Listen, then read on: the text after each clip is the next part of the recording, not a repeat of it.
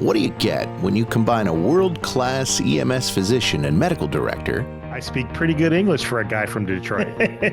with an EMS veteran and all-around nice guy? Well, that's the dumbest thing I've ever heard. Oh, that's so good. Oh, my God. Well, you get the EMS show.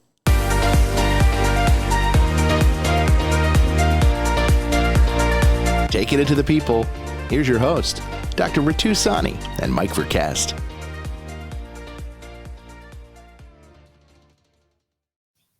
Well, how do? Well, hello. How are you doing, buddy? I'm doing all right. How are you doing? I haven't seen you in a couple hours. It's been a couple hours. Yeah. Hey, welcome to the EMS show, everybody. Mike Verkest, Dr. Ritu Sani. We got a special episode, like a very special, very special episode. Yeah. Yeah. And Blair decides whether on tonight's Facts of Life, Blair, no, never mind. The Facts of Life. Did you watch the live thing they did with like all the celebrities that came on and did that? I did not watch it. It was pretty good. Yeah, it was good. I remember it. It was like last few months or something. Yeah, it was like in the last few months or something like that. Yeah, it was good. But yeah, a special episode that we planned in like the last 6 minutes. Believe it or not. Was it 6 minutes? Them's the secrets. Yeah, I shouldn't give away the keys to the castle like that. I know. Well, as we decided too, that there's sort of, we were worried about the congressional hearings that are being on live right now, stealing from our audience. Yeah, that's true. I mean, we only have about 3,500 people watching right now, so it's possible that something else was going on, and then you reminded me that was going on, and then I recalled, well, actually that was on TV, but it was on, but I wasn't watching it, it's just in the background. Right. So that number in the upper left-hand corner of the screen is in thousands of people. Yeah. So it's not 6, it's 6,000 now. I never realized that before. Yeah. It's just shorter. It takes up less of the screen. Yet the same people are always commenting. I know. It's so good. Like, we know Ed's going to be there. Samantha will be on. Ginger might stop by. Tyler might pop in. Bill Toon will come in and bust my balls about something. Yep. It's cool though. It is cool. Yeah, I like that. Yeah. So if you're an early adopter, meaning you're on within the first 3 or 4 minutes here, welcome. Thank you for that. I'll give you a little heads up on what we're going to do. Yeah, I'm out of here. I'm moving to Texas. Most people probably know that. If you're a friend of the show or whatever, then or we're friends on social media or whatever, and most people probably know the story, but we'll get into that a little bit. And then in our planning session that took up most of the last 5 minutes, you had a good idea about, well, we do a getting to know you series, right? We've done a couple of those. Yep. We're gonna do Mikey V tonight. We're gonna get to know Mikey V a little bit. I've prepared no questions. But that's the best way to do it. I don't know that. I think it's tough to get you to talk about things. It is actually tough to get you to talk about yourself. It's a little bit more than you don't struggle with that as much, but yeah. I struggle with talking about myself. Oh yeah, but just not talking in general. But I'll talk. I'm not a big silent spot. Nope, I'll just fill it in with sounds. Exactly. Yeah. So basically, I don't have no fancy cocktail tonight. I've got some water. You got something? I know. I have a Ryan diet. Oh, a riot. I think have we talked about that before? Because that sounds familiar. I like that. I think we have. Yeah. A riot. And living in Portland, you got to have a riot. That's true. Yeah. Yeah. Ryan diet. It's the Crater Lake rye that I think I showed last time or one of the previous ones, and some diet. Although my wife was like, "You're pouring too much in there," so I think it was maybe a double. Oh, good. But I have to drink because you're leaving me. So well, I know, but you're only kind of leaving me. Yeah, exactly. And it's not even for a while, but but we can get into that for sure. I got nothing. I got water. It's in my turquoise cup. There's nothing to it. But I did want to call out my shirt for those of you that are thinking I'm going to go get in the race car. I'm not going to do that. I'm a big F1 guy. Love me some F1 racing. And this weekend is one of my favorite racetracks ever that they ever go to. And it's in Azerbaijan, and they're in the city of Baku. And it is a awesome, fun, incredible racetrack, and is going to be awesome. So I'm very excited about that.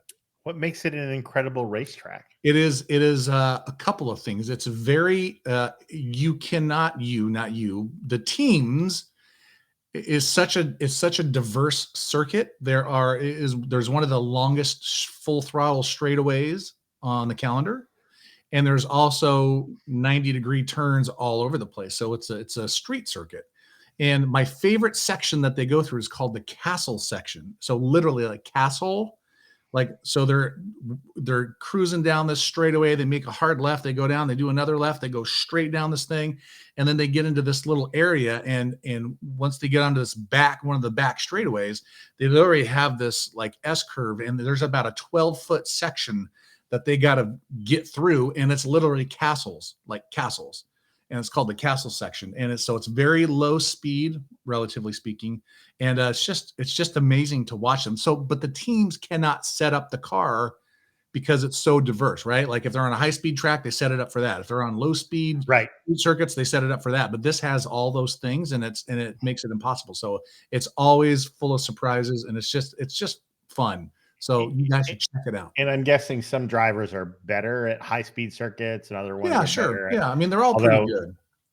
Although, I mean, I'm guessing from the little bit I know about F1, and I've got to learn more about it because I really would like to go to Vegas next year. Yeah, like there's Max Verstappen. Yes, and there's kind of everybody else after that. Well, sort of. Yeah, he's my guy, but I'm repping George Russell. He's a Mercedes driver. I love him. He's a good guy.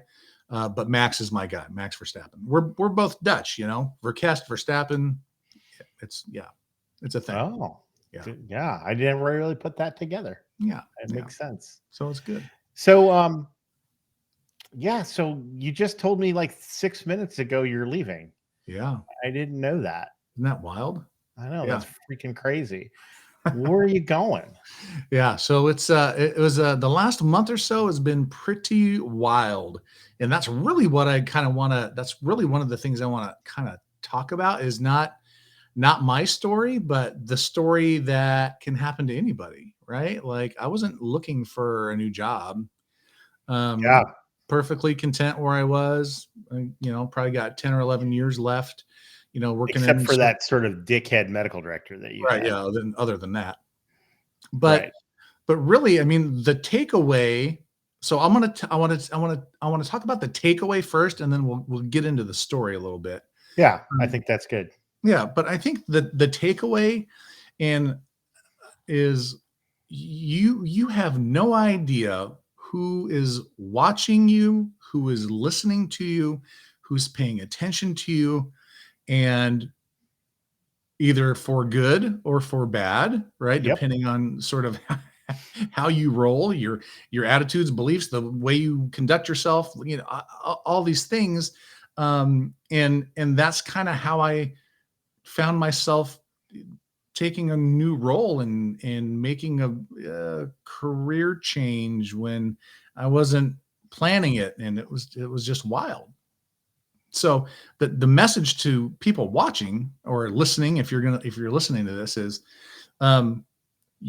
your brand is important, right? And I never thought about it that way, but Eric, our friend Eric, he actually did a talk or something. I can't remember if it was a keynote somewhere that I saw him talk about, but he talked about sort of the way we handle ourselves in our professional lives and our personal lives, and how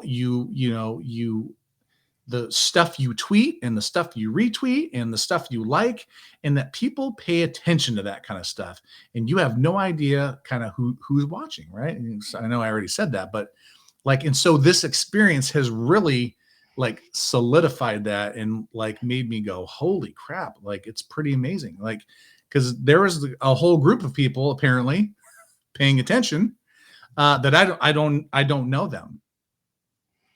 Yeah, and they don't comment on our. Please put comments on our. on your I No, but I'm just saying, like us and retweet us and put comments down. They weren't doing any of that. right? Yeah, I think that how you carry yourself matters a lot, and there really is not, there's no such thing as off the record. Sometimes I'll say things like, can I be honest? We're just amongst friends, and I believe it, but I also know that people are watching, and things that you say in that setting are going to be, that stuff is still going to get out, and then I've learned the hard way too. You talked about for good, and your story about this is an example of how that worked out very well.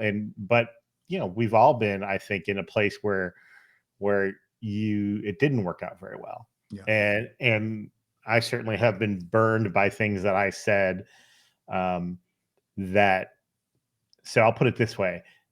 They were, quote, meant to be jokes, and I didn't really mean them, but that's kind of a bullshit excuse, right? And I'll take ownership that that's a bullshit excuse. Yeah.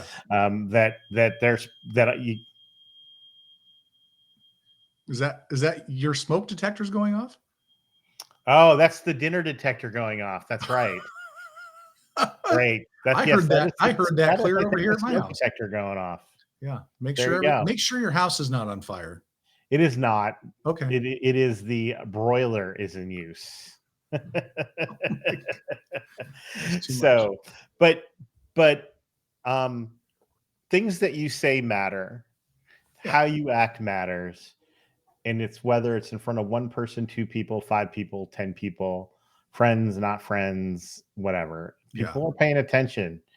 And throwaways and there's no such thing as a throwaway comment or an offhand comment either. So, but I mean, but I also think your story is an example of, and I guess we should talk about it a little bit, but it's an example of sort of hard work and passion paying off. Yeah. Right. Because you're passionate about this work, you're passionate about EMS, but you're also passionate about the sort of media work that we do, the work that you do with Fire Dog, the relationships that you've built there. Yeah. The work you've done with Flight Bridge. And it's not just like the on-camera stuff too, but I think people who are around any of those groups or any of those places realize that you're off camera too, or you make shit happen, get shit done, all that stuff. And so people are watching, and I think it's a good deal where sometimes I think, is this stuff paying off? But no, it's recognized, right? Yeah. And I guess that's the thing. So where's the ORVW? Oh, Rip Van Winkle. I got you. It took me a second, Andy. Yeah, it's in the bottle still. I'm going with just water tonight, buddy. But yeah. I mean, I think that's exactly right. And so let me get into the story a little bit. So we went. So we go. I know you know this, but I'm just telling people in case they don't know. But so Fire Dog goes around. We go to different conferences, and we do like live streams and podcasts, and we do video stuff, and we do like the live broadcast man on the street stuff, and it's pretty fun, and it's been really great to get to meet people and do that stuff. And so I reached out to a few conferences, and one of those was ESO Wave, right? Like it's pretty happening conference, and I thought, well, let me just pitch the idea. And so I just literally, I called our friend Remley. I said, hey, who's in charge of the conference? And anyway, so she connected us, and we just had a meeting, and man, they were super excited about it, and it sounded great. And anyway, long story short, that was like in January. And then here comes a wave. And so my wife and I, we go down there, and we got all of our stuff, and we're just recording talks and making fun videos. And, you were there, and Jarvis was there. I mean, there was 1,100 people there. There's a lot of people there. And somehow you kept interviewing me. I don't, because you were like my safety net. I get that, because I'm like your touchstone. As a side note, people see the camera and the microphone and old Mikey V coming at them, what do? Yeah, they're gone. I'm gone. No one wants to be on camera. Right. But every once in a while, here comes Ritu. Hey, buddy. And Ritu's never seen a camera he doesn't say hello to. Yeah, that's exactly. Right. So it always worked out. But so anyway, so it was we're just doing our thing, right? Minding our own business, doing our thing. We didn't really have a schedule per se, but there were certain things that they wanted to get recorded for prosperity or whatever. And so day 2, they were doing a keynote, right? In the so it was Alan Johnson, who's the VP of products for ESO, and Carrie Swope, who's basically like the customer service VP. I don't have all the names yet, or the titles and all that stuff. And they were just doing sort of the like, what's the future of ESO look like from products and just the stuff. And so I'm just recording. It's just camera's literally sitting on a tripod. I'm not doing anything, but I'm just sort of watching. And they started talking about sort of COVID and what happened with distance, on demand learning and online learning and all this kind of stuff. And the explosion of like EMS podcasts. And when they said that, well, our old show, our logo for the old show, right on the big screen in front of like God and everybody, right? And I was like, hey, that's us. That's cool, right? And I'm not saying that's the first time that's happened, but I hadn't seen that in a while. So I was like, oh, people do listen, right? Like, and that was when I started going, oh, well, why did, well, I said, well, I'm thinking to myself, like, that's weird. Like, why? Yeah. Okay. Cause there was like the, Montgomery County Health District, there was ours, and there was Flightbridge Ed, and maybe it was just those 3 logos on the screen. Nonetheless, and they were just started talking about sort of on-demand learning and what we learned from COVID, right? Like you can't replace classrooms, right? But there's an opportunity, and I think COVID times proved that, where you can do this, and we can get together still. It's not exactly the same, but it's not bad, right? I think it's become more. You can do some interactive stuff, and it's more. And you can do things that are I don't know how to put it, but also are designed to be at least interesting and entertaining as well as educational. Exactly. So not anyway, that like our banter is particularly entertaining. Well, no, but you know what though? I know everyone gets something, right? Like that's the thing. Like, and so far we've been on for 20 minutes, and we've talked a little personal development, right? Professional growth stuff. And maybe someone heard something in 2 minutes and had to go on a call. But maybe that stuck with them, right? So there's these little things that are interesting. And look at my boys here. Hi, KK. What's up, KK? So anyway, so a couple slides goes by, and then they started talking about how they have invested in basically a studio, and the people to run the studio, and their grand vision of, and I'll give you the short version of it. But basically all the data that people that use ESO, right? They submit fire data and they submit EMS data, right? And I'm just going to use those 2 as an example. And there are benchmarks that people have. NFPA has benchmarks, whatever. There's benchmarks associated with data, right? Like our KPI, whatever. And I think the grand idea they were explaining is like, we want to give the people that use ESO a report card on how they match up, right? And where you are great and where you have opportunities for improvement and all this kind of stuff. But along with that report card, you would basically get a customized sort of playlist, if you will, on how to use your data in these areas to improve service delivery. And they would go out and they would talk to agencies that are doing amazing and all these things. And then basically you would get to see how Clackamas Fire is really good at windshield washing, right? Or whatever. And you get to hear from those agencies on how are you, why are you so good at this? What's your secret sauce? What are you doing? And so they were talking about these great ideas with these on-demand learning stuff throughout everything that ESO offers and all this kind of stuff. And then the next slide was, and we're looking for the face of ESO. And it said, and I still have the picture, but it basically said, I think I still have the picture too, because I think you sent it to me. Yeah, I did. I probably like in the moment. In fact, I wonder if I can find it. I mean, I know the secret is I was actually asleep during. Yeah, that. you were asleep. I was snoozing. But I took a picture of this, and I'm gonna find it because it was the most crazy, wildest thing. I gotta just move a little bit here. So just hold on a sec. I'm going through my pictures. It's right here somewhere. Because it's the most wild story ever.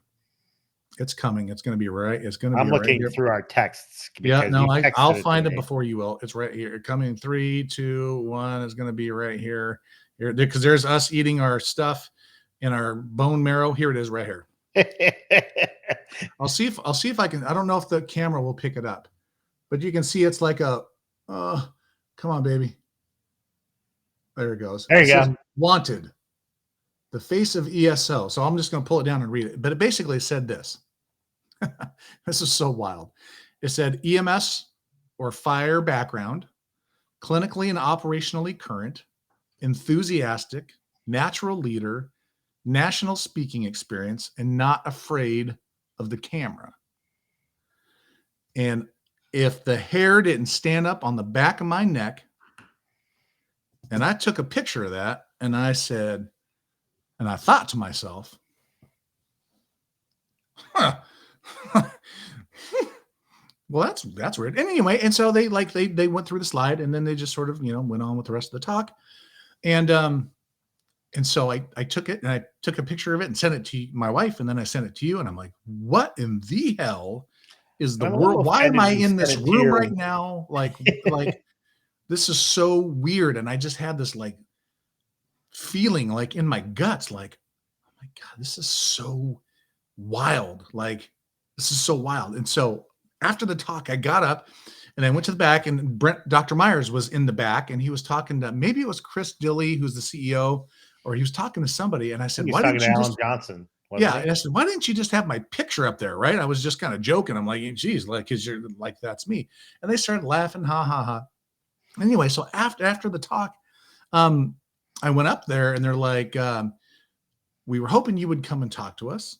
And we just had this little hallway meeting, and my hairs rose up on my skin, and that was it. And then we finished the day and did recordings, and we went home, and a week later, and we had a conversation. And that was sort of this whole thing where I learned that basically they have a whole team of people ready to go, and they just they were missing a piece.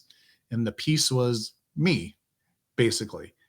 They you know what I mean? That sounds like I don't know. I'm not trying to make it sound like, but it was just wild. And then next thing you know, and we're talking, and they were kind of interviews, but I didn't feel like it was an interview, but maybe it was. But and we're just talking and like big picture stuff, and then yeah, and now I'm moving to Texas, and I'm going to be the face of ESO and doing on-demand learning and interviewing people. And I get to do all the fun stuff I do for fun. I get to go get paid to do. And it's just the most wild story ever. And it turns out that people pay attention to what you are doing, whether you have a podcast or not. Like that's like, yeah, I mean, we're fortunate to have people like you guys watching us and things like that. And we're somewhat of a influencers, I guess. That sounds so weird. Is that even a thing? I don't know, but turns out it is a thing. And just people watch. And I think it's like when you do it right, like it'll pay off someday. And so for the first time in 27 years, I'm going to be in a non sort of clinical role, and I'm not going to wear a uniform anymore. And but I still get to go take it to the people. Right. And it's the same group of people, it's the EMTs and the paramedics and the firefighters and all the people. And I still get to go do the stuff. And it's just wild. Yeah. It's crazy. Like I was going to say, I was offended that you texted that to your wife before me. Might have been a simulcast. I don't know. But then I woke up and I'm like, huh? What? Well, and yeah, it was like wild is the only It's the only way I can explain it because it's just wild, man.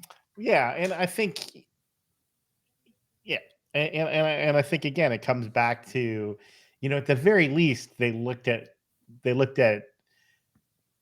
kind of the landscape, what's going on today, what's happening, and we need this kind of thing in our armamentarium, and they clearly had looked at you because the work that we do was part of what they put on their presentation, right? Yeah.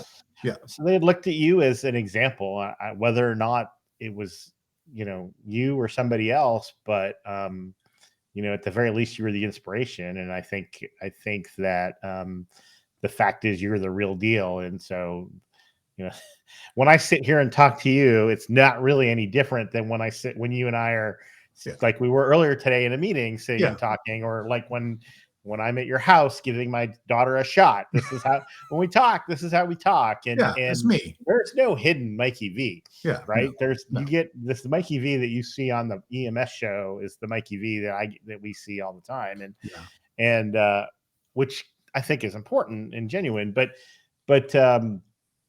Yeah, and then I think that was it. What the work you do was an inspiration to this thing, and then it kind of led from there to you communicating with them and moving on, and it's just crazy. And it was a really, as your friend and confidant, and somebody knew that this was going on the whole time. I was pulling for you. I'm obviously from as your medical director. I think it's a huge loss for our department. Thank you, and not just our department, but the region. And as 2 county medical director, not just the fire department's medical director.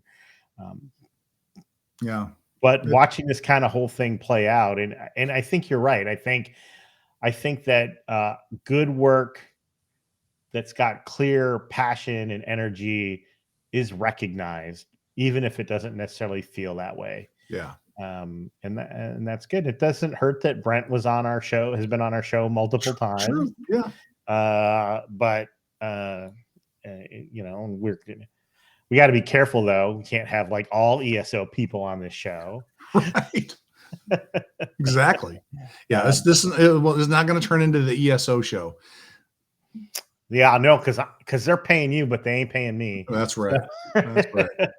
Exactly. So I'm going to start so any of the image trend people, we're going to start getting them. I got to put my foot down somewhere, right? But so let's go back. So you and I went out for. Well, we did not go out. We went and saw a movie together. We did.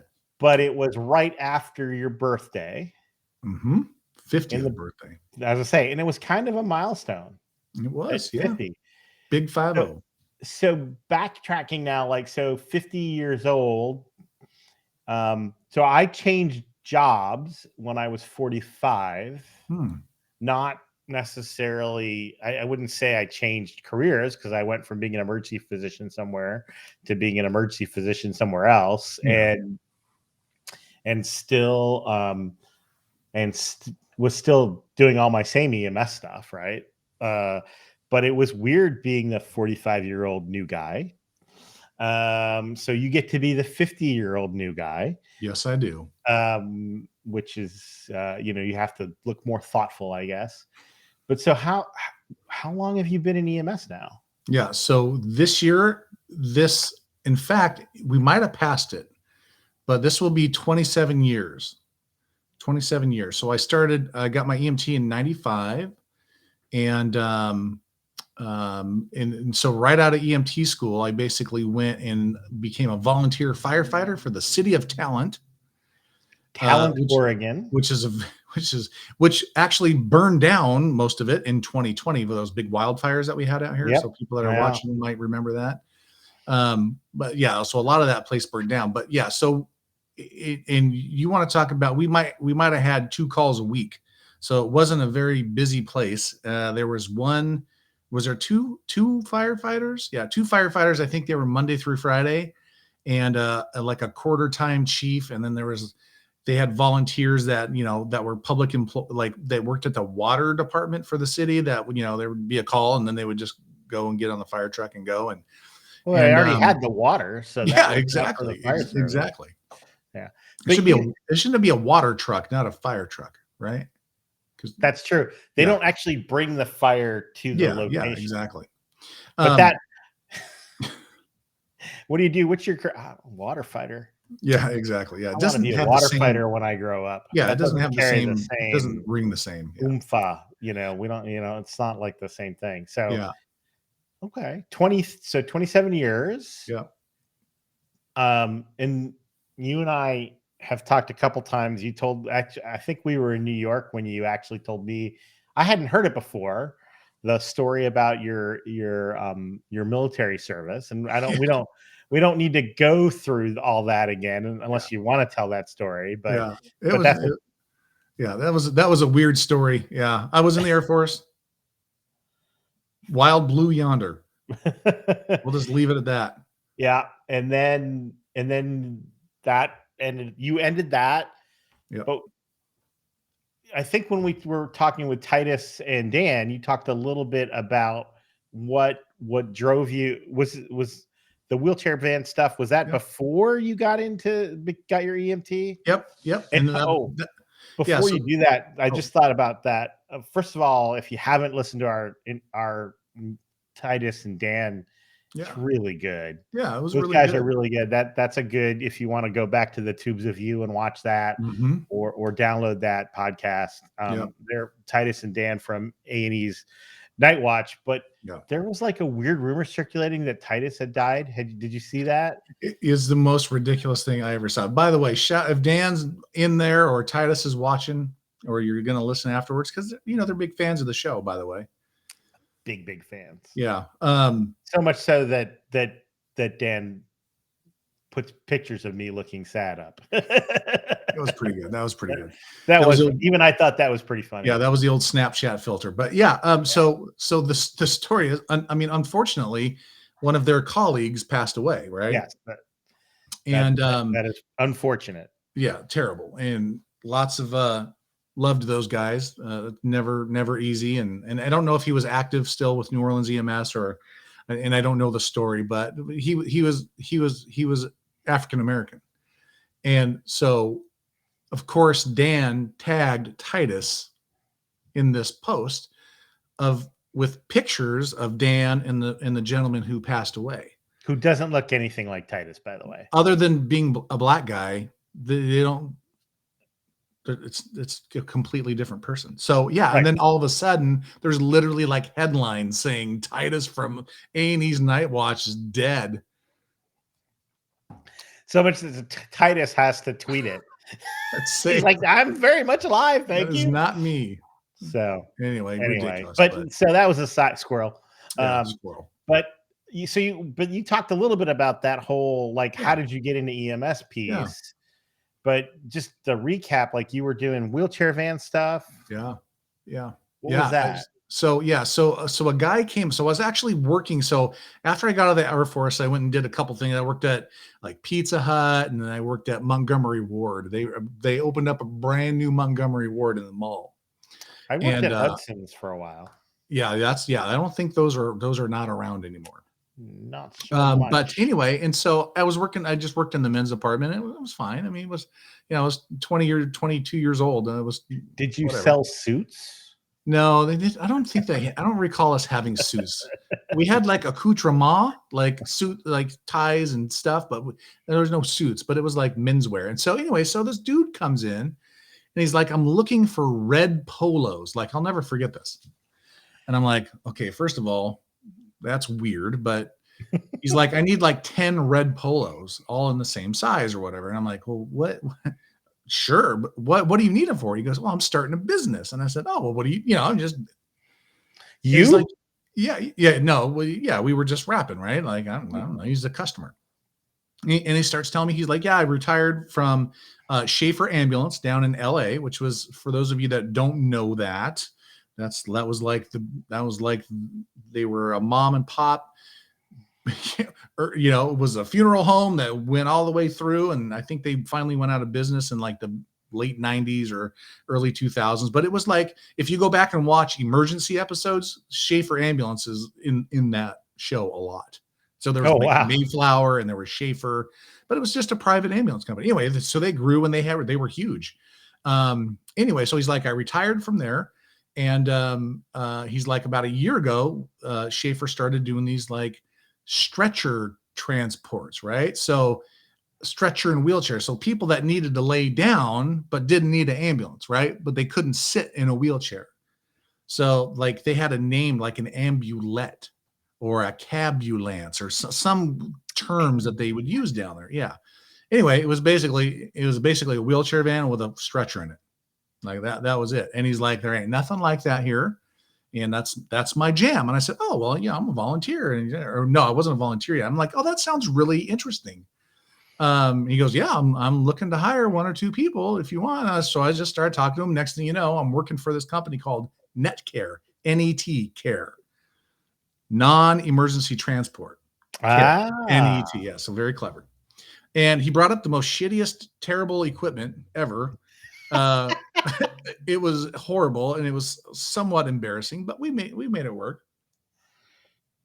And we would go around and we just literally, like, I don't even remember what he was paying me, minimum wage probably. But all I knew was I wasn't working in the Montgomery Ward nowhere, and I was out getting to meet people and doing stuff. So we'd go to like nursing homes and hospitals and say, hey, if you ever have somebody that needs to, be discharged from here and they can't sit in a chair, call us. And so they started calling, and we got busier, and he hired another guy and another guy and another guy, and we got more vans and we got more stuff, and it was a whole thing. And so I did that for a couple of years, and he's like, man, if you should. And then of course, while I'm doing that, I'm seeing the paramedics and the EMTs, right, at the hospitals, and because we were all, turns out, going to the same place all the time. Right. And so anyway, so I'm like, shiny badges and stethoscopes. Yeah. Like, ooh, wow. And I'm like, big ambulances. Yeah. And not I'm like, an ambulette. Ambulette, yeah. And so I was like, yeah, that's pretty cool, man. And he's like, if you ever want to go, I'll just pay for your EMT. And I said, all right. And so he paid for my EMT, and I went to and did my EMT class at Providence Hospital in Medford, Oregon. There you go. Yeah. But there's a life lesson right there. If somebody's going to pay for your professional development, take them up on it. Right. Yeah, exactly. So I went and did that, and met one of my good friends that I'm still friends with to this day. It was and I tell the story all the time. It was just like Forrest Gump and Bubba, when Bubba was on the bus and Forrest was looking for somewhere to sit. That's how I met my good buddy, Jeremy Petronella, who's a lieutenant with City of Grants Pass down in Southern Oregon. He's a lieutenant now, but there was the only seat left. I'm like, is there anyone sitting here? He's like, you can sit down if you want to. And I said, okay. My name's Forrest Gump. And anyway, and so life is like a box of chocolates. Yep. Sorry. Those look like comfortable shoes. Yeah. Anyway, that's my Forrest Gump. And so that was it. And then we both went, and there was nowhere for EMTs to work or whatever. So we went and both volunteered at Talent. And then he took the fire path, and man, he's going to be eligible to retire anytime soon, because he was a public employee right off the bat, probably tier 1, maybe tier 2. I don't remember. Well, it's mid-90s, right? Yeah, it was mid-90s. So it's still going to be tier 1. Yeah, it could have been. I don't know when he actually got hired, 98, 99. Yeah, anyway. So, but what I found was that I liked the medical shit more. And I thought, well, where can I go do that? So I went and tested at Mercy Flights down in Medford, who was the very first nonprofit air ambulance in the country, actually. Started by a guy named George Milligan. And I went and tested there, and I failed the practical. You tested for an EMT position? Yeah, I did. I did spinal precautions wrong. Well, that's because spinal precautions are wrong. You were ahead. Here's the thing. You were ahead of your time. No, this is good now. I mean, I wish I could take that, because I would love to take that. But I secured the head before the body, and that's why I failed. Yeah. So then the head's there, and they're like flailing all around. Yeah. That extra, you were looking for the extra torque on the cervical spine. Exactly. And I thought that's what they wanted. But yeah. So anyway, so and then so I went and they said, well, there's enough, they didn't say this, but somebody said, well, AMR, it wasn't AMR at the time. It was Care Ambulance. They're like, well, it's just in Grants Pass. So it's 30 miles up the road. And so I went up there and tested, and there was a whole group because AMR had just purchased or something. When I got hired, it wasn't AMR. And then when I started working, I had an AMR patch, but the ambulances weren't AMR. So it was right in this little crossroads of the acquisition or whatever. And so they hired a bunch of part-time people. And so I got a job as part-time EMT and with about 15 other people. And half of those people were actually in my EMT class that we had just done. And that was pretty cool. And we're all still friends even to this day. And me and a gal named Annetta, we would do every out-of-town transport. I don't know how many times we went to Klamath Falls or to Portland. And we just, like, any time of day, man, we would just do it. And then do part-time for a couple of years, but working full-time hours. And then got hired full-time as an EMT. And then I went and got my intermediate. And then I got my paramedic. And then shortly after I did all that, I was sort of getting involved, right? Like, I was an intermediate and I was teaching CE classes, and I was taking 12 lead classes because 12 leads didn't really start in our area till about 99. And I remember and I went to this 12 lead class with Tim Phelan with Eric Bauer. So him and I were like some of the first people in the state to get like 12 lead training or whatever. And so I was teaching that to all of our paramedics as an intermediate. And I think that's where like the training bug got me, because we were a very small agency. So not that many people. I mean, we didn't have a full-time training person. So if we wanted training, then we did it. And so I just started, I mean, I liked it, right? Because I felt like it kept me honest, and I needed to know my shit a little bit. And I like talking to people and teaching. And I thought if I know how I would like a class to be, so I'll teach it like that and see if other people liked it, and people liked it. And so I started doing that. And then in the meantime, I was getting involved in every committee I could, in every little extracurricular EMS thing that I could. That doesn't sound like you at all. I know, right? Well, I thought, like, there's got to be more to just running calls into this business that we're in, right? And so I wanted to learn all that. And so I got on this thing with our friend Ben Sorensen, who's not watching because he's not on Facebook. He's busy on Twitter right now, I'm sure. And he's probably listening though on the other side. Hi, buddy. But we started this thing we started this thing called the Organ Action Team. We didn't start it, but they wanted to, it was an employee engagement thing, right? And it was for the whole state through AMR in Multnomah County. So we started traveling to Portland to do all these meetings like once a month. So I'm going to say so Ben was a paramedic there at the same time, or you? I think he was a paramedic. I mean, I know he was a paramedic. I don't know when he became a paramedic. I think he was one when he came to us. Got it. So he came after me at some point. Anyway. So just to backtrack a little bit though. Yeah. Now, when did you meet Eric?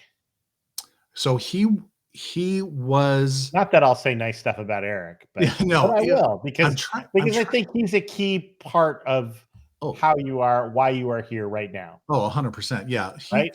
So at some point, I want to say 90. Don't let that go to your head, Eric. Yeah. No, like, no, he's not watching or listening. Well, I know he's not watching. He might listen at some point. Yeah. So it was somewhere in the area of that 98, probably 99, somewhere, right? That 12 lead class. Cause I think he had worked at Mercy Flights early on and then came up. There was a lot of that kind of like, people work here and then they go work here and then they do stuff. And so, I don't remember exact, but it was somewhere right in there, 98, 97, 98, 99, somewhere in that whole area. I don't remember exactly. And so we were partners, and then he was my preceptor once I got my paramedic. And so, he was my training officer. Yeah. Was he a warm fuzzy? No, definitely not. And that's just not his style, right? He's just not. That is not his style. I mean, what he would let me just get in too deep, right? And he would hold my collar, right? Like, he would let me keep going. He would never let me hurt anybody or do anything stupid, but he let me do it, right? And that's what a good preceptor does. And so I had come with quite a bit of experience, right? Because when I was an EMT, we had multiple areas where we had a BLS unit. And so when our first ALS unit was gone, the backup BLS unit or intermediate, when I became an intermediate, we were it, right? We were 50 miles from nowhere. And so I was running calls, right? And we would hand off and do all the rural things. And I loved it, right? I was good. And I wouldn't trade those days or experiences for anything, because I think it helped me once I got my paramedic, because I'd already been running calls. Now I just had more information I had to sort of square away, and away we'll go. But yeah, so down in Southern Oregon, I was an EMT, an intermediate, a paramedic, and I had my paramedic for a while, a couple of years. And then during this time where Ben and I were coming up to Portland for these meetings, kind of the same thing happened. People started seeing the way I would interact with people and just sort of generalized Mikey V shit. And they're like, we want you to come up here. And so I basically got recruited to come up to be a supervisor. And so I became an operations supervisor and moved from the smallest EMS agency to the largest as far as volume of calls goes from a transport perspective. So I went from a place where we ran 10,000 to a place where we ran 68,000, right? And there was 25 ambulances on the road, and it was just busy, right? And I remember there were times when I was a supervisor, like imposter syndrome, right? It's kind of like, I imagine you felt some of this when you were in Philadelphia, right? And running calls as a Pittsburgh. I'm sorry. That's what I meant. Pittsburgh. We just talked about it. Yeah, Pittsburgh. We did. But anyway, so I would see myself, I would be driving over the bridge towards downtown, and I would see this giant metropolis in my mind, because I'm from a small town. And I'm like the guy right now if something goes down. And it just gave me this like nervous feeling, and but confident and cocky at the same time. And it was just awesome. And so I did that for a few years, and I started getting really burned out, man. Like, and when was that? That was 2004, 5, 6, right in there. Okay. Because I'm trying to figure out when we first crossed paths. I mean, I know very clearly. It was later than that, because there's more time that we spent any time together. Yeah. Which was October 2007. Yeah. So I was going to say that's about right, because right after that, so in 2008, so in April of 2008, my mom died.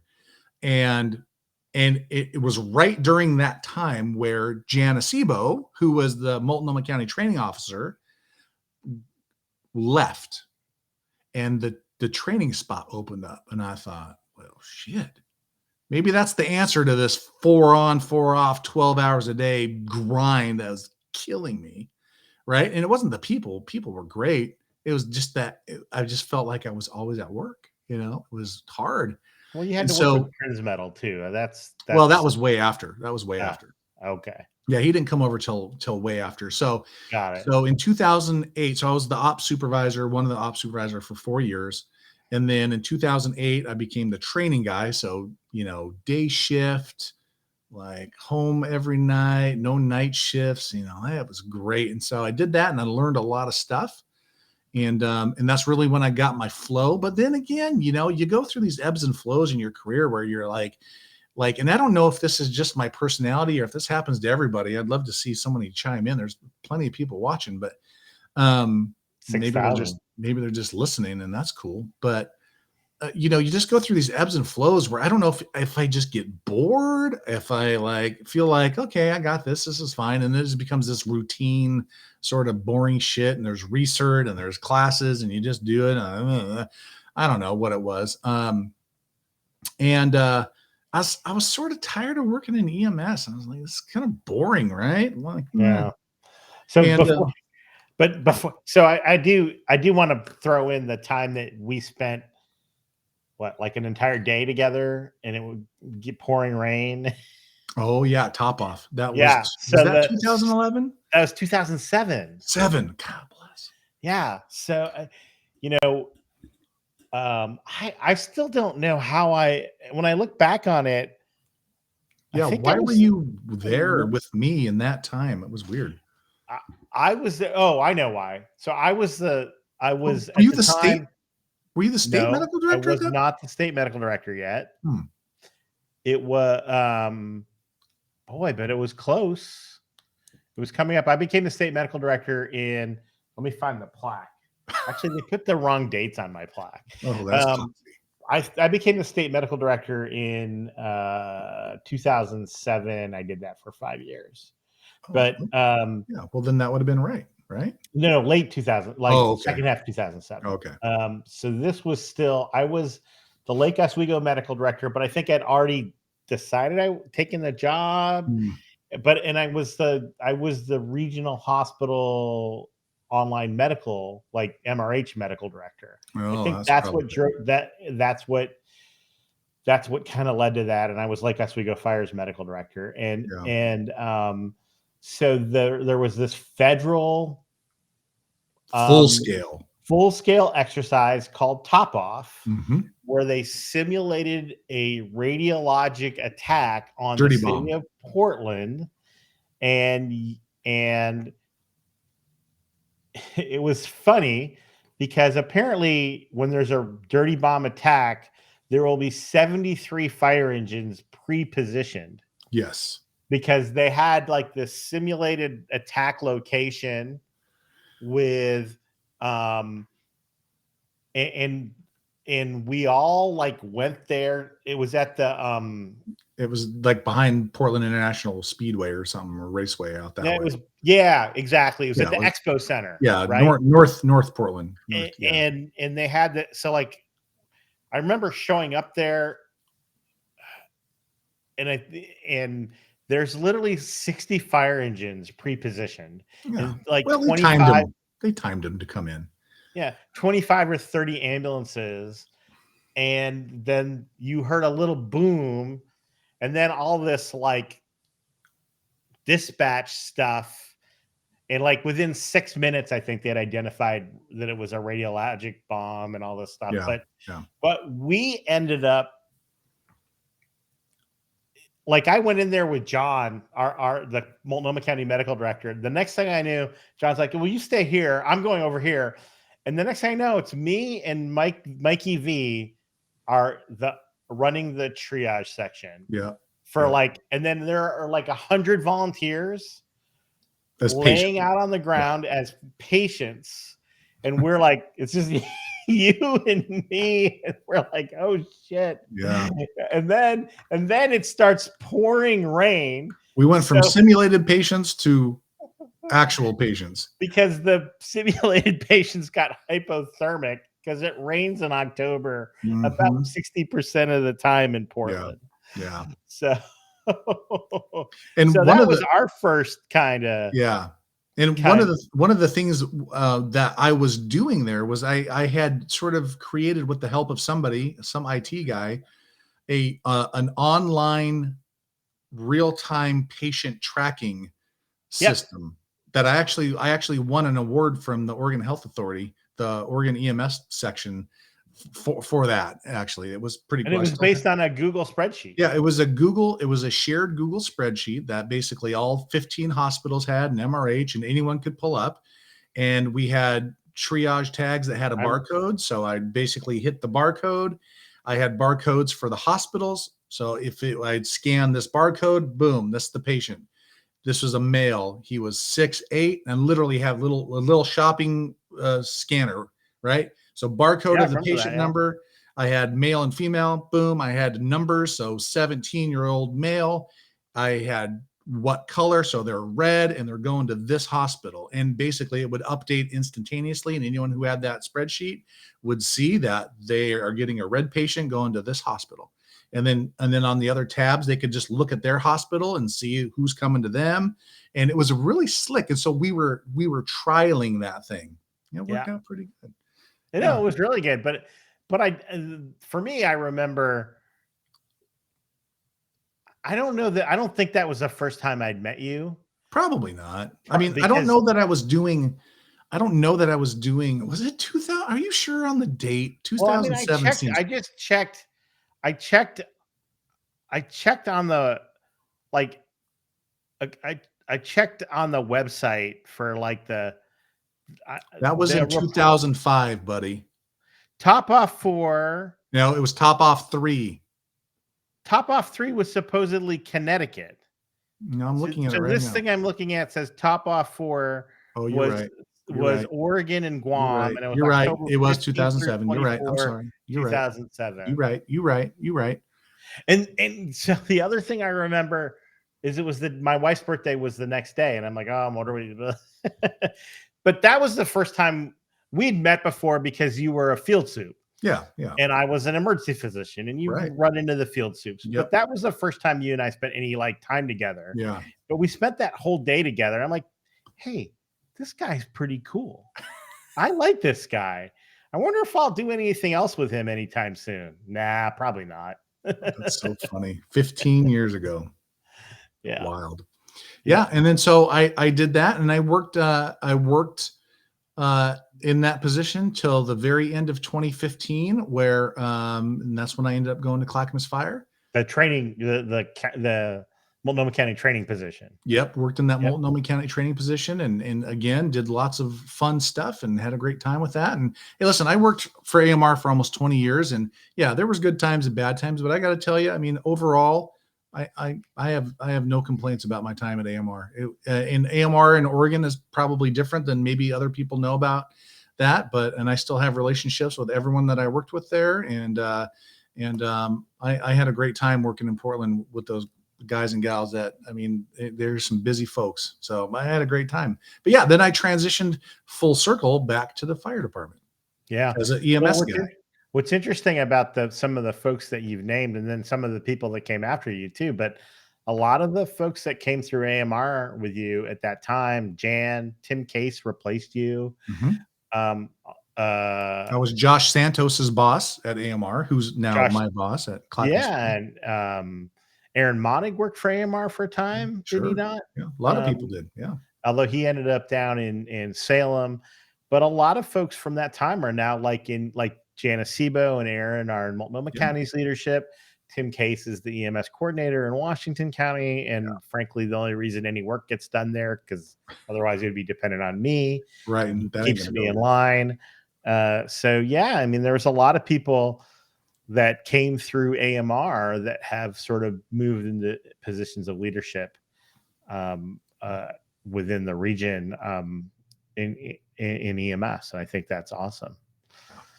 So yeah, then 2015, you went back to the fire department, and then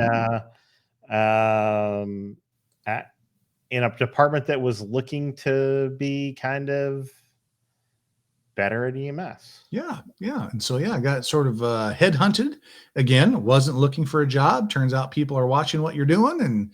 And I don't know why that's ticking like that. That's not what I was trying to do. I was trying to put a little thing on here, getting to know Mikey. Hey, so that way, in case somebody scrolls by, they can go, oh, they're talking about that. Bada bing.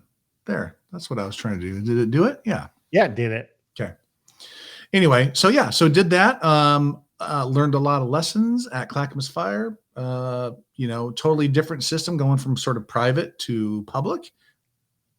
Yeah. It was a publicly traded company, but it was a private company. Yeah, you know what I mean. Private EMS to fire-based EMS. And so again, I shock every single lesson learned just goes in the old bear trap up here, right? Like, and you learn stuff, good stuff, bad stuff, not to do this. You should do more of these kinds of things. And it is funny though. Funny, not funny, haha, but funny, interesting how, one of the things that became super obvious to me immediately when I literally took off one jersey and put on the other jersey was that how the interaction with the public immediately changed to the positive, right? Like I could go to whatever Target, right? And I'd be in let's call it AMR uniform or whatever. And then you're just a guy, but you go in with the get up on, and man, it's, oh, thank you for your service. And I mean, we were like today at Starbucks, no less than 3 people, right? Everybody who walked out of Starbucks today, thank you all for your service. I'm like, not this guy. This fucker's leaving. Yeah. So anyway, but it's funny because in my mind, and again, I'm more focused on the EMS stuff, right? But it's the same team. So anyway, funny, not funny, haha, again, right? Just curious, right? Like, and for really doing, as far as they're concerned, is the same thing, right? And of course, they do a lot more stuff on the fire side. I'm not getting into that debate. I'm just saying, for that, I always found that curious. But anyway, so yeah, and then again, here we are, full circle. Then this whole ESO thing comes up, and so so we're going to Texas, and we're starting a new chapter, and it's pretty wild. So yeah, I mean, I don't. And let's talk about culture for a second, right? So I'm going from the fire department, right, which is paramilitary, to a place that has beer on tap all the time for their employees. That has, a fully stocked kitchen and pinball machines and open space, and people wear shorts and flip flops and no uniforms. Yeah, that's the new uniform, right? It's shorts and flip flops, and I couldn't be more excited. It's gonna be weird, and you talked about it a little bit, being the new guy, right? I got a little advice for people. If you find yourself as being the new guy, there's a really good book that I want people to know. And if I would have thought about it earlier, I would have put a picture on here, but it's called The Astronaut's Guide to Life on Earth. Again, for the people in the back, The Astronaut's Guide to Life on Earth. And it's by Colonel Chris Hadfield, and who was an astronaut, right? There you go. And chapter 8 is called Aim to Be Zero. And Preston, our good friend, Dr. Preston Fedor, who is a hell of a diverticulitis emergency physician, by the way, I might add. He took care of me. But so when he first saw that I was moving to the fire department, he sent me that information. And so I ordered the book on Amazon, and I pulled it up. And as soon as it got here, I read chapter 8 again, Aim to Be a Zero. And so this is the gist of Astronaut's Guide to Life on Earth, chapter 8, Aim to Be a Zero. Said, when you are, and it was perfect, because I'm finding myself in that same exact position right now as I found myself in when I went from AMR to the fire department, as somebody with experience and somebody who has something to offer, and there's a reason why they chose me to come here.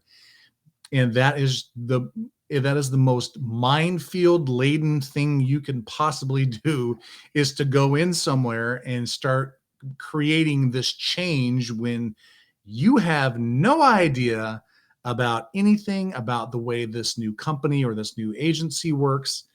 And so he uses this number scale, right? So for example, let's say it's your 5th day here and you're in a meeting, and boy, oh boy, somebody tees up this topic that is your thing, right? And you just chime in with the good idea club, right? You just open up the good idea box and you start pulling stuff out, right? And you think, man, how helpful am I being in this new role?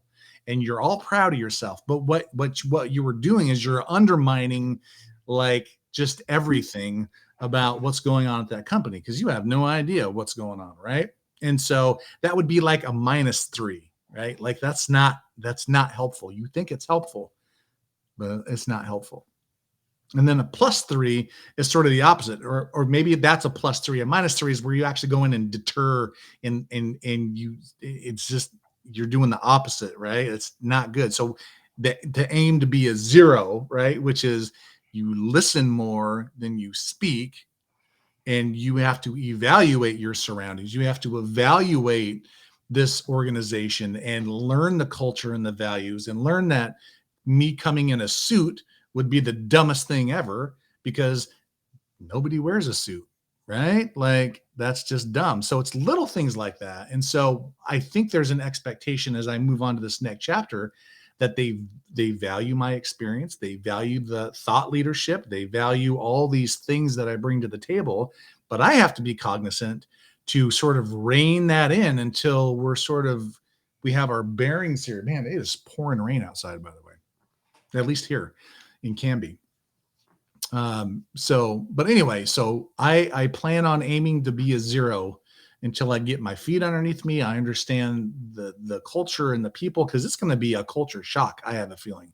I mean, I can handle that, but we're going from like two different worlds here.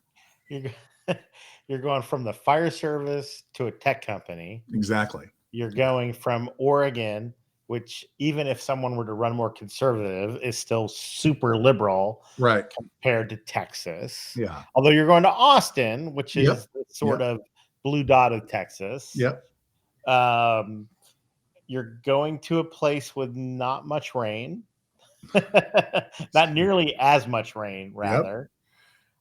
You will. They do have tornadoes. You will be unfortunately very close to Jeff Jarvis. Yes, I will. I'm Which is hoping. actually, I'm planning on living in Williamson County, which is, as most people know, he's the medical director for them. yeah. So. And then I've had a couple people ping me that, well, is this the last episode of the EMS show? Oh, no. No. The only way I can keep up with you is if we get together and do this a couple times a month at least. Yep. And we will definitely be continuing to do that. And it won't be any different for you, the listener, although I'll have to get caught up on all the Oregon stuff, right? But let's have more prep time so that I can fill you in on all the Oregon gossip. Yeah, exactly. That's the part I'm looking forward to. But yeah, so I mean, I'm not going to be working in a clinical role or a traditional sort of, training officer role, but I'm still going to have my hand in training, and I'm excited to learn a bunch of new stuff, right? Like I'm really excited to sort of join this cause that ESO has about, improving, the health of communities through the power of data, right? The health and safety through data, and to see firsthand, the ability to make change with the information, right? And to be involved in that. And I gotta tell you, as a side note, this is not an ESO commercial, right? But what I will tell you is that I've been around a lot of organizations like in my time, and I've talked to so many people at ESO during this process, but I have never seen a group of people more committed to a cause in a positive, encouraging way than I have in this last month process that I've been involved in. Like they are all in whatever way they contribute, whether somebody's programming a thing or somebody's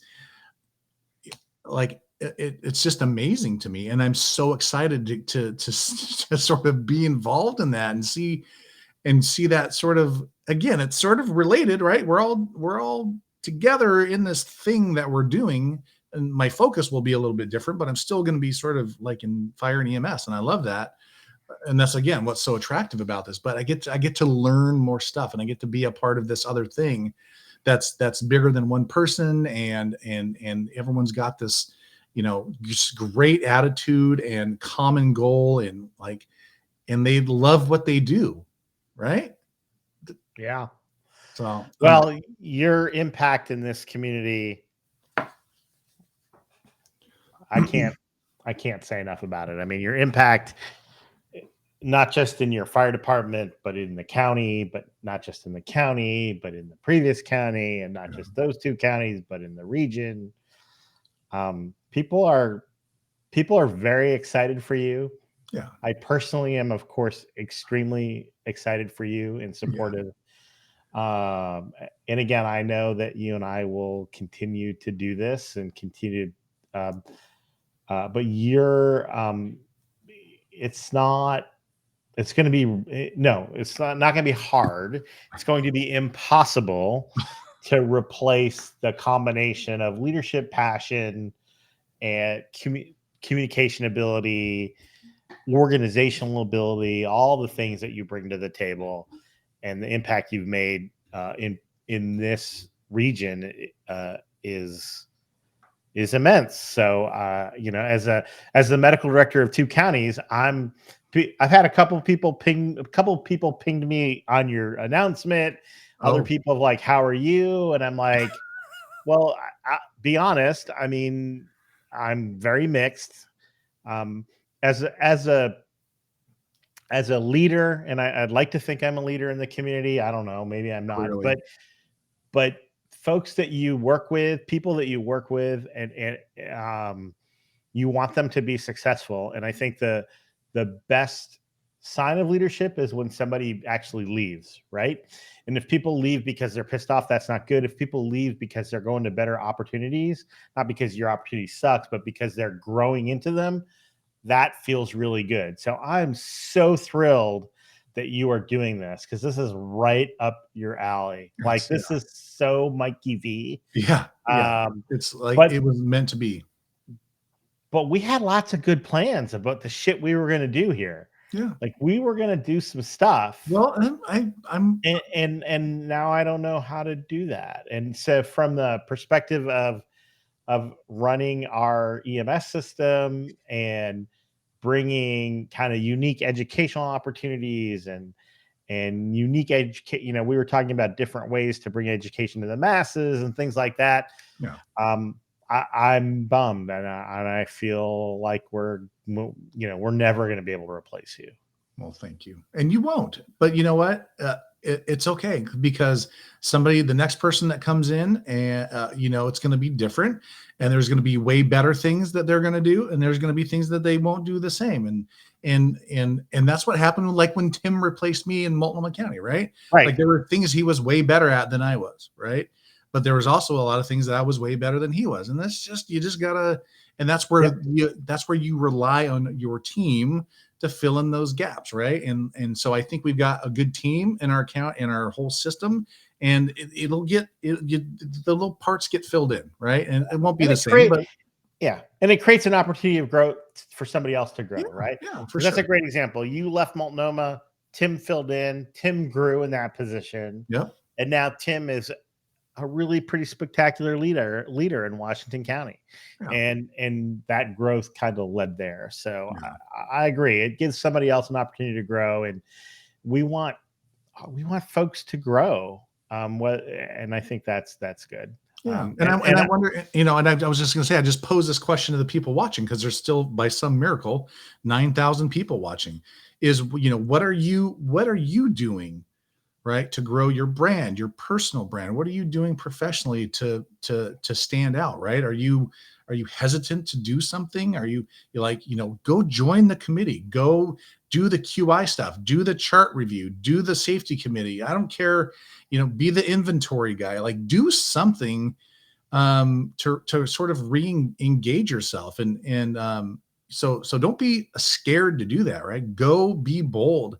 There's no, and I titled this talk, there's no growth in the comfort zone. Like, we've heard that a million times, but let me tell you, I was perfectly content right here, right? I got my house, my kids are here, my granddaughter's here, my friends are here. That's good. I don't need to go anywhere, but what an opportunity. What an opportunity to go learn more stuff, to go get a new network of people, and go see the business from another lens, which I've always tried to do. And now I want to get this full thing. And here's the thing. I've had 10 people tell me that I've got a job anytime I come back if it doesn't work out. I mean, it's going to work out. Like today, I had three fire chiefs, no less, offer me jobs today. So they want me to come back and do the stuff. And so, and then of course, Bill, of course, our friend Bill Conway says, yeah, no, he's coming to work for me anyway. So they're already fighting over me, and I haven't even left yet for when I come back, which I don't plan on coming back. Right. So it's just funny how that works, That's awesome. Yeah. All right. Well, I think we're looking at like an hour 15, I think, which is perfect. It's pretty long. Since this was an interview with Mikey V, I'll take us out instead of you. Okay.